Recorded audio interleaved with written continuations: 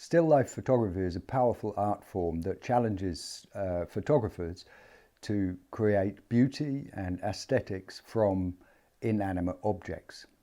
It requires a ton of creativity and expertise, and expertise is when we talk about light. Anything to do with photography is really all about light and understanding it. And I recommend to you that you really study, if you're serious about still life or street photography or any other type of photography, that you always remember understanding light, how it bounces, as it were, how it reflects off objects, textures and things like this, and what sort of effect that has, and how to control that light. I really recommend that you get yourself a really good book, which I'll put a link to. Look, there's two books which I think are fantastic, and I'm going to put a link below for both of them, and you can have a quick look at them, or as I was about to say in good old London English, have a butcher's hook at them, a look, and see what you think about it. But I do recommend that you study light both in reading, and you can get interesting videos online about Snell's law of light. You'll learn about refraction, reflection, and diffusion and various ideas, and it's fascinating, especially if you're a photographer. You're going to find anything about light to be really fascinating. The most important thing is to understand it can be very complex when you're doing still life photography. You can create modern still lifes, which could be objects that we use in everyday life. Still life began specially in painting in the 17th century, time of great decadence. You've got art decor and things like this that developed out of all those various Rococo type periods. And the whole point was that what we see as a still life very much is very stereotype in a way, but is bowls of fruit and all types of fruit. And that fruit was used back then because it was very rare.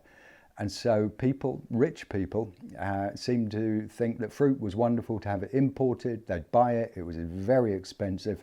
But yet to show the decadence of their life, they would use it because of its beautiful colours, that is fruit, to decorate their rooms. And so they get a very ornate bowl, put fruit in it, and maybe create a nice little design and put it on the side as a still life that they could walk past and look at. And it was just basically about decadence and misuse of food. You know, unlike street photography, still life is not waiting for a spontaneous moment, or it's not going to happen if you just dump a load of stuff on a table and think they're great looking objects. They're cylindrical, they're long, they're square, they're triangular, and you just put them there and quickly shove them together. You really do have to learn about your composition. Color composition is something very important for color photographers. That is, most people who do still life, most would do color. And get a grasp of that and how light hits different types of colors, what color looks like really when it is expressed through different textures. And the more you work with it, the more you see the beauty in this form of photography. And I totally recommend it, even if you think it's not your thing, to give it a go and have a go. But always use a tripod, set up something, get good lighting. I often use one light because that creates a moody effect in still life photography.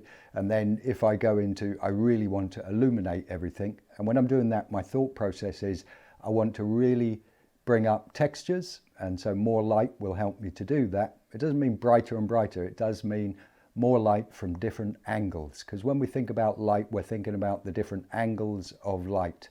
And therefore, if I want to really bring up the color, it's very good to be able to have lights coming from 45-degree angles from either side, and therefore the whole object is going to be illuminated, and then I create a nice little shadow which will support it, and quite possibly a backlight with a basically a gauze or net type material, and behind that a light, and it would look, it helps to illuminate it from behind. But that's great for product photography. Still life, it's good, but you could also get just off another 45 degrees to the back of it and just bring it in on the edge, and it can help it very much. But always decide where your key light is, which would be your main light that basically illuminates everything, and then use the other angled lights in order to modulate what you've got and get what you want, not what you think other people want. Don't ever try and, it's good to emulate, but don't just constantly think I want it to look like that other great photographer's work, but rather experiment, and you will find an awful lot of things that are of great value to you in your learning process. As I said, you know, you really need to dive into Snell's law of light. In that, if you read it, you'll discover very interesting concepts which are science and they're known, and that is how light bends depending on what sort of subject the light is actually hitting. And you can experiment with, you know, dull lights as well, and natural light, the best light in the world. If you've got a great window position where you can set something up with your light coming from an angle and you're at the side, and you can start doing window shots. And if you're interested in that type of photography, I suggest you look at the 17th century Dutch paintings where they just, Van der Hoek, I think it was, and various other Vans, they did these beautiful kitchen paintings where a person is doing something very close to a window. And boy, if you study those paintings, which you can easily find online, you will discover that you get great ideas about how window light, very natural light, can illuminate subjects and ideas and really create some wonderful still lifes. And don't forget that when you're working with the light, you're creating obviously illuminated areas, but also shadow. Now, shadow is mysterious, and it's something that draws us in, and it can create moody forms and shapes around your subject. It helps you to frame your subject in a way that makes it very intriguing. Intriguing is the right word, because shadow is something quite mysterious. And I do always believe that for some reason we can be fascinated by shadows, and I mean fascinated in the true sense of the word. Psychologically, we find shadows sort of lure us in. And so if you can get fantastic shadow work into your still life photography, then you're going to create something that actually draws the viewer into your still life and makes them stand a bit longer and to observe it and enjoy it. And maybe they even want to buy it. On that subject of selling photography, but artistic photography, now here's my point. For a long time I've tried all types of different ways, and I have sold some both paintings, and I've sold photographs, and I know people like my work and I know they'd buy it. It's just getting it in front of them, and this is the main point. It's just getting it in front of them. If you think about the internet, we're all going on the internet with all our business, and the problem is that there's way too much mindless chatter on the internet about marketing. If you follow all the marketers and all the gurus on there, you'll find that you've got to remember these guys really want to be found, and that's their way of marketing, is to really bang out an awful lot of content. And content is basically, paradoxically, often it's content-less. They just need to get that out there so that they're better than the other guys, and their face is up in front there so that everybody sees them, and then maybe they're going to sell their course or they're going to get a client, something like that. And the point is, over time I've noticed one thing, and that is many photographers, they go online, they create some media presence, a page, a YouTube site and a website, and they attract the attention, when they're successful, of an awful lot of other photographers who love their work, and they get maybe some dialogue going and they get interaction, and then they start trying to sell their work, and they wonder why they don't really sell much or none at all. And the reality is that you're not going to sell to other photographers. You've got to sell to people who really do want art. That is, people who really want to decorate their home with photographs. Now, who would those people be? I'd say a certain age group, and I would also say that those people very much are going to be people who probably just bought themselves a new home or just moved into a home. And I like to think at my age that I know from experience, there comes a time in life when you realize that your home that you rent, or maybe you bought it early, that is not a crash pad and a party zone. It's a cozy zone. And it's a place you begin to make into a proper home, a place in this world where you can return after the hard day's work and put your feet up and know that the door is closed, ain't nobody coming in here, because I'm just relaxing and having fun in my lovely cozy home. And those type of people, they exist, and it is a change in life, and they're the sort of people who would be your customers. They have nothing to do with photography, but they have everything to do with suddenly in life wanting to build a lovely environment, a home, and make it nice and cozy and how they want it. And if you think that your work might just fit in with a certain group of people who do that, because there's various types of groups there, you're definitely going to get, you're definitely on the right track. I've looked very much at the statistics of what they call basically visual art, and it's massive.